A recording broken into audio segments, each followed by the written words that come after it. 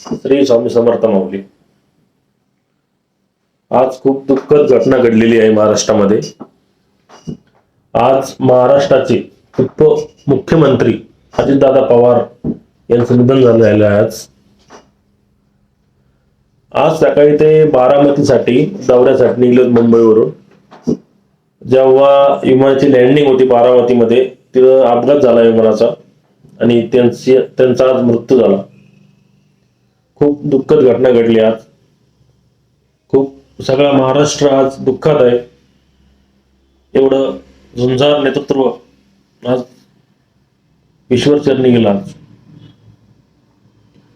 सगळ्यांना दुःख वाटलं. आज अचानक घटना घडली, अचानक गोष्ट कळली, सगळ्यांना कळली बाबा अजितदादा पवार आज राहिले नाही.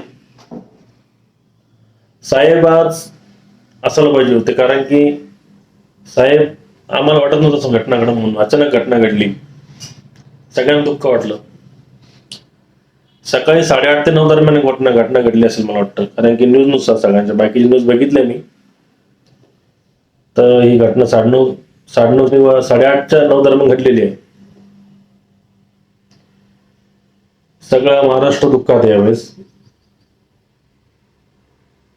आणि पक्ष पण पोरका झाला आता. तर पक्ष सांभाळला होता कोणतरी पाहिजे, कारण की दादा होते. दादा खूप चांगला माणूस. भारतामध्ये महाराष्ट्रात जागा खूप मोठी आहे आणि महाराष्ट्रात उपमुख्यमंत्री म्हणजे दादा. आम्हाला आणखीन विश्वास होत नव्हता दादा गेले म्हणून. दादाला भगवंतानी लवकर बोलवले आम्हाला पोरग करून.